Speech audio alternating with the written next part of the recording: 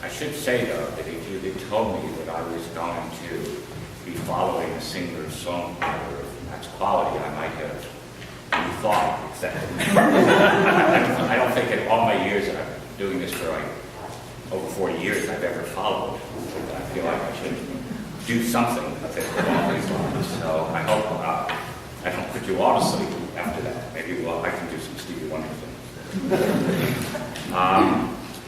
But in all seriousness, one of the really great pleasures of doing what I do is being offered the opportunity to meet with diverse groups of people like yourself and exchanging ideas, discussing and often debating issues of common and sometimes contrasting interests. And I've never been disappointed when the subject of what I'm speaking about is intelligence and national security, like today, and I'm that much fortunate because virtually every day I open up the newspaper and I find I'm more relevant than I have ever been previously.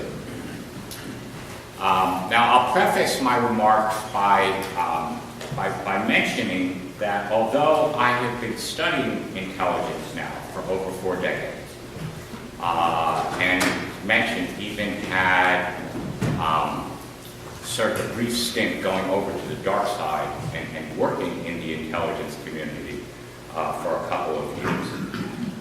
This was not my initial intent. And in fact, I certainly never imagined that I would be studying and writing about intelligence for this many years, and particularly in the way that I have. And if you'll indulge me for a moment, I'll sort of, or actually the whole thing, I'm going to frame my comments and sort of personalize them, my own, what I like to call my intellectual odyssey.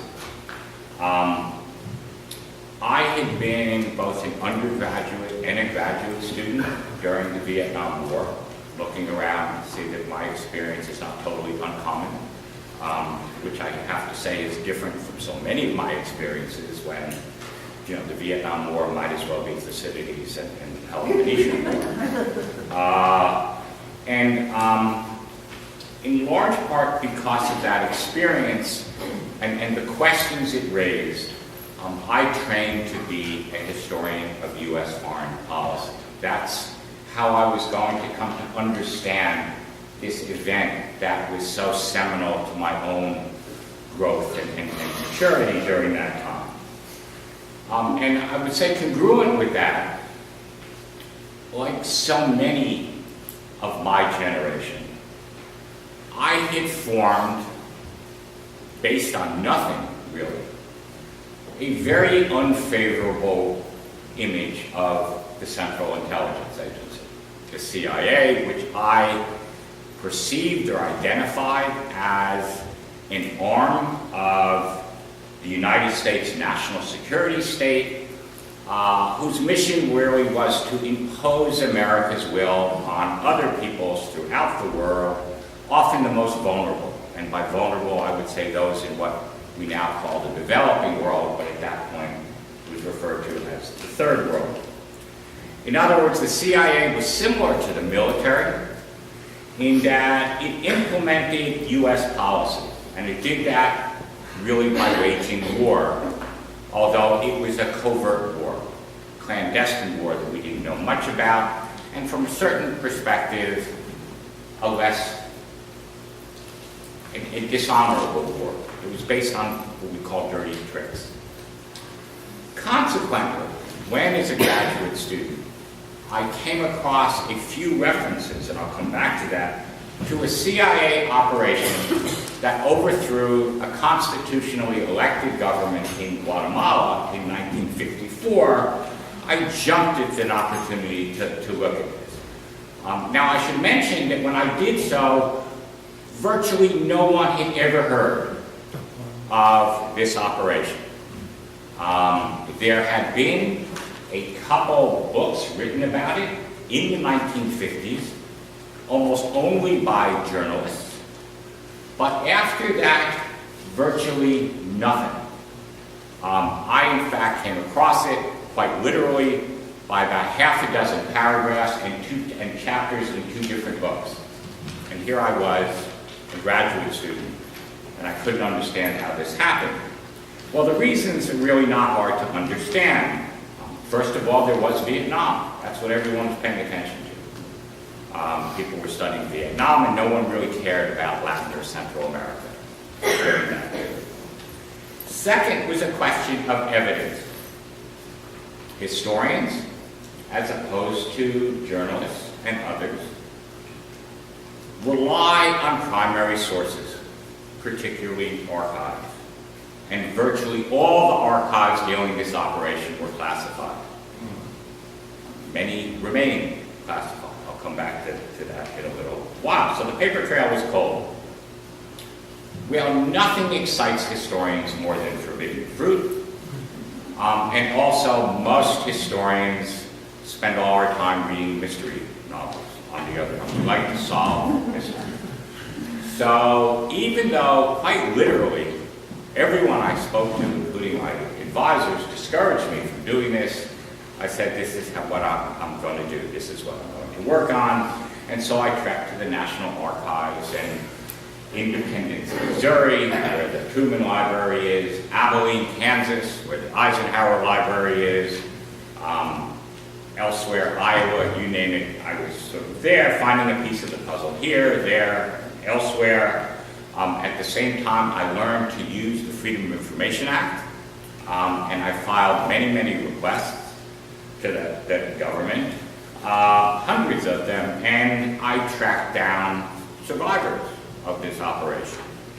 Among them was Richard Bissell, who some of you, probably not many, might recall he was the mastermind of the Bay of Pigs operation. Howard Hunt, who you may remember of Watergate time. A 30-some-odd young kid doing all this. It was really a very heady experience. And then there were a lot of people who you've never heard of. I won't go into any more of the details, but the bottom line is that ultimately I succeeded in getting thousands and thousands of pages declassified in one way or another. I acquired a lot of first-hand testimony of what happened, and I was able to tell a story that no one had ever really told before, which again, for a 30-something, was a pretty cool experience. And it became more cool when, during the Reagan years, the government tried to reclassify the documents that I had declassified. Because again, and this is something to keep in mind, by the early 1980s, again, many of you may remember this, Central America, which no one cared about, was now in the headlines.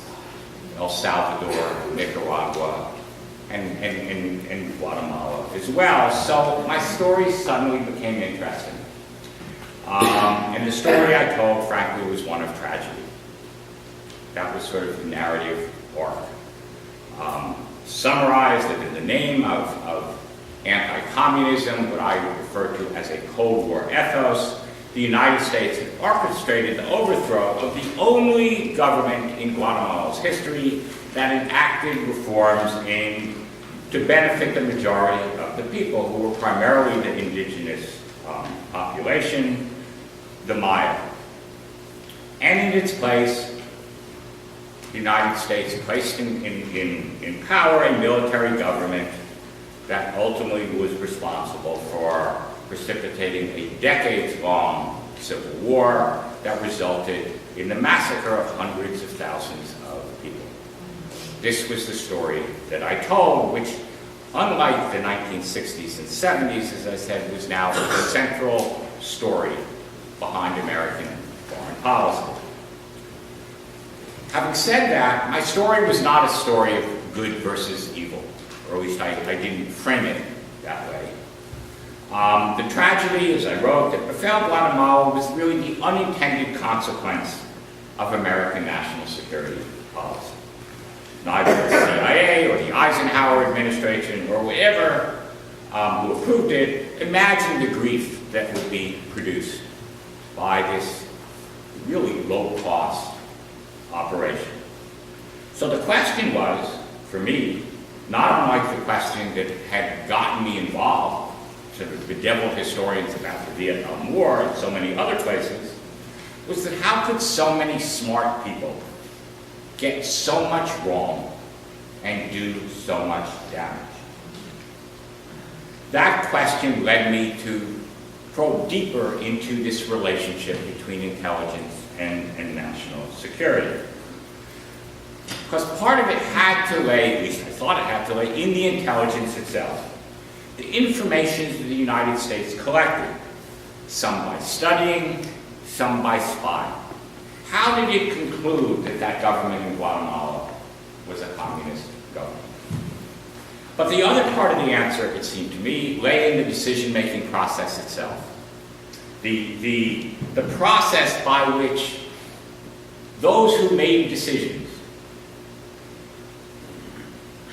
acquired the information, interpreted the information, and used that information to make policy, whether it be to overthrow the government or ultimately to deploy over 500,000 American troops and drop 7 million tons of bombs on Vietnam, which, as I said, has gotten me started on this whole odyssey to begin with.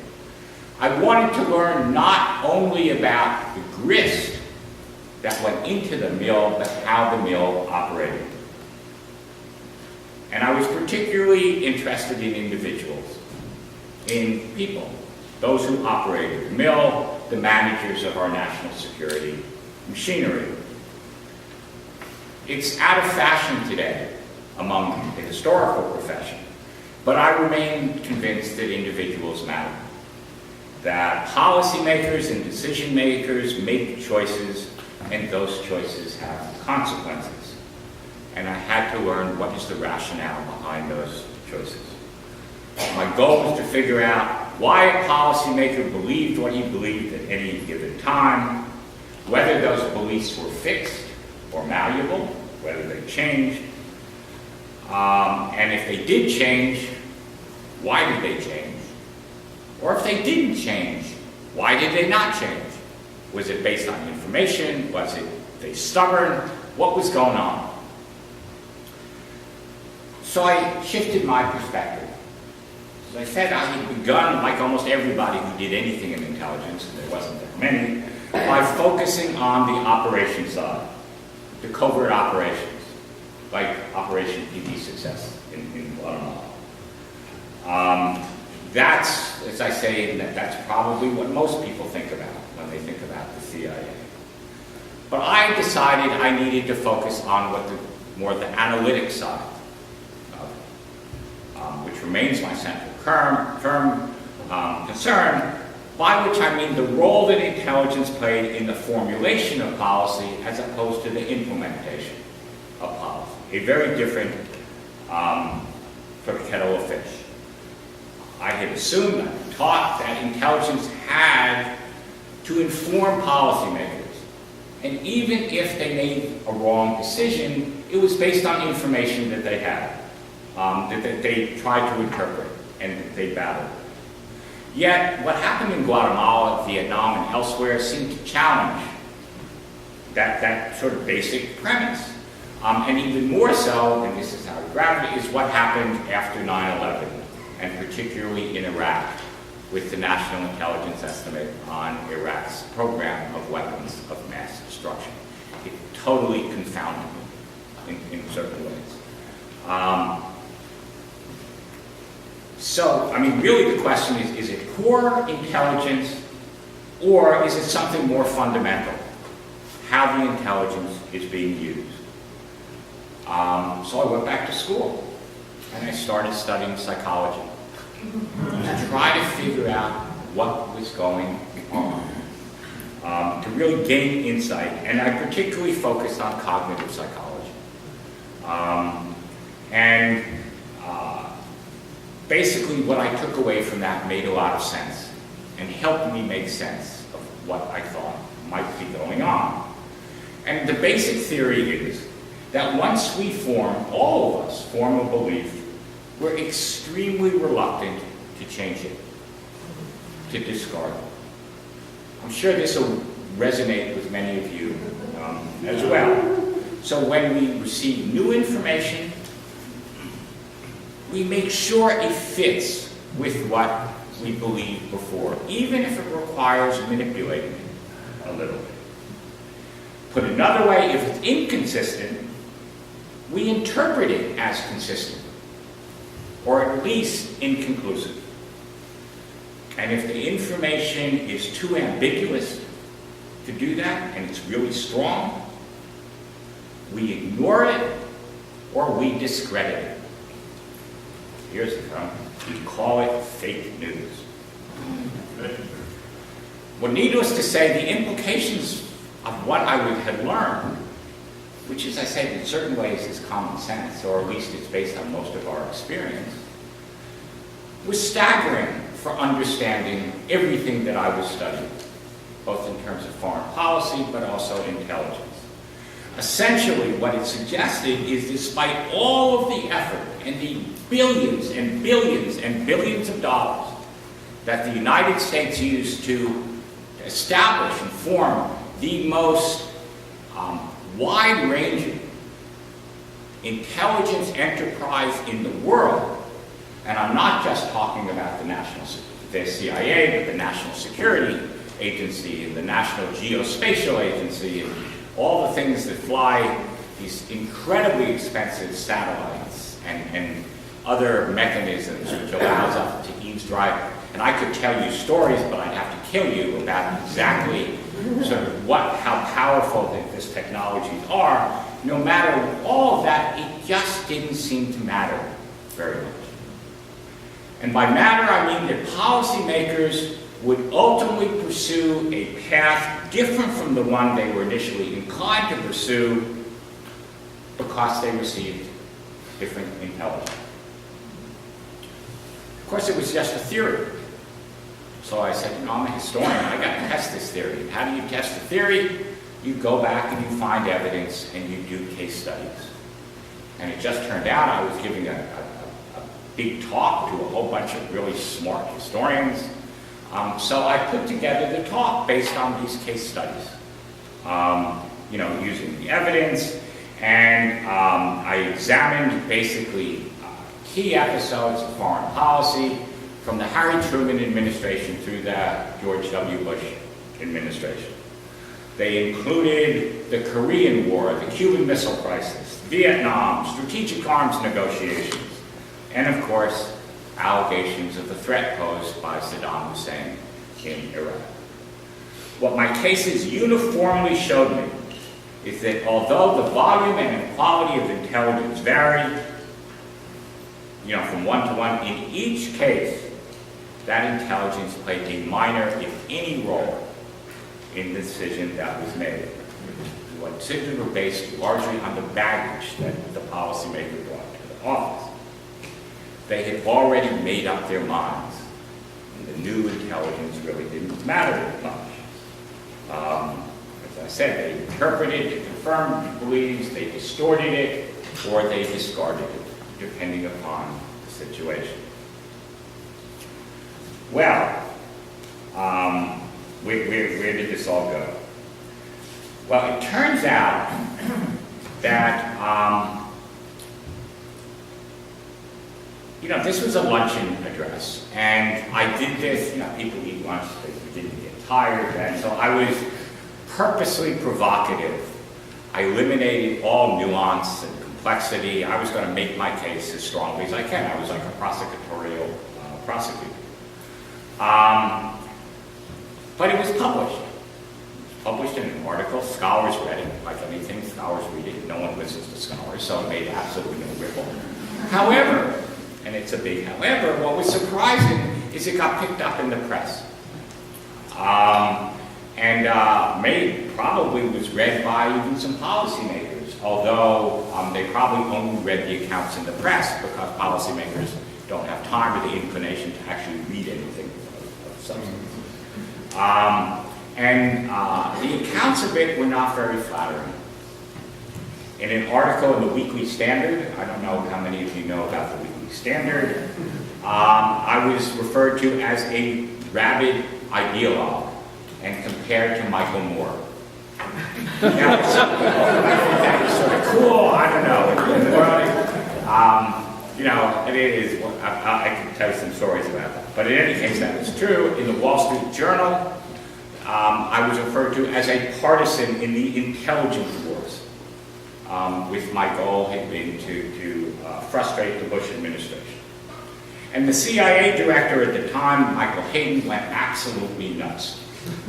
And I learned that it's one thing to criticize the CIA for being immoral, but to criticize it for being irrelevant, that's a whole different thing. Now, I think it's fair to say that in part this attention was because I struck a nerve somewhere, a chord, by saying maybe intelligence and all this money wasn't worth it. But another reason, I think, is that my position had changed. As was mentioned at the beginning, even as I was writing this talk and giving it, I had been offered this position to go into the administration. And it was just by serendipity. In fact, by the time I'd given the talk, I had accepted the position, but I didn't tell anyone because I hadn't been cleared, and there were all sorts of complications.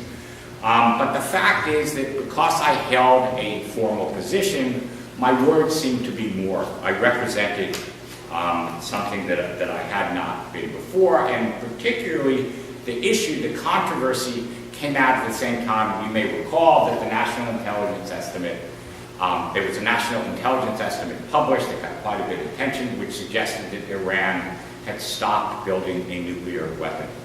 And it caused all sorts of controversy, which, if anything, just cemented my view, because it had nothing to do with the evidence. It had to do with which position you were on to begin with. The point is that this experience I had was extremely enlightening to me. I never have spoken or wrote about anything subsequently that didn't account for my own personal experience, and also allowed me, or try to address some of the problems that I had identified, which at least would make these intelligence analyses stronger and more difficult to ignore, in part by citing what evidence was used to do that. When we go upstairs later, I'll be happy to answer any questions people might have about this little excursion I have into that time, but it does lead me to a final point I want to make about this sort of, and in terms of this odyssey, and in a way it comes full circle to where I began. And it concerns what I call the militarization of intelligence and its contribution, again, to the implementation as opposed to the formulation of national security policy. So where we are today. The historical record makes clear, actually unambiguous, that Congress established the CIA in 1947 for the purpose of collecting and analyzing intelligence so that policy would be better informed. That there's no guarantee that it's still going to be the right decisions, but at least it will be based on better information than it was before. The authority for conducting covert, and now I'll add the word paramilitary activities, which is now so long associated with the CIA, and I would say is the subject of every novel, every movie ever written about the CIA. It has nothing to do with this analysis. It has to do with overthrowing a government or doing something along those lines. That authority is nowhere to be found in the founding documents of the Central Intelligence Agency. But for reasons of both self-interest, and here I'll talk about a bigger and bigger budget, and the national interest, the CIA's priority, if it's not mission, was dramatically transformed over the years, beginning in the 1950s and continuing all the way up through the subsequent decades, to the point that analysis, what it was created to do, became the virtual stepchild of operations. Psychological warfare, which was the first of these sort of covert missions that was given to the CIA, begat covert actions. Covert actions begat regime change, and regime change begat what we have today, armed drone attacks and kill lists. Currently, the CIA, to quote a State Department official, is a mini special operations command that purports to be an intelligence agency. I would argue that now, perhaps more than ever, and I'll return to the headlines of the story, the United States needs an intelligence agency. As we struggle to make sense of the world that we live in, a rapidly changing world that most of us have a hard time keeping up with, and one that is confronting all of these emerging and existing threats, from terrorism to environmental catastrophe to epidemics to civil war to history to hacking, and now we all think about the potential for a nuclear holocaust, which really was not on the horizon much. We need information, regardless of what our current president may claim about what we need. We need an intelligence community that concentrates on the mission for which it was established, collection and analysis, a mission that will best serve the national and also the global interest. And we do need policymakers that are at least aware of the difficulties they have receiving information that disconfirms their pre-existing beliefs, and that's where sort of education can enter into it. I'll end there. I'll invite questions upstairs if you want to discuss it further. And thanks very much.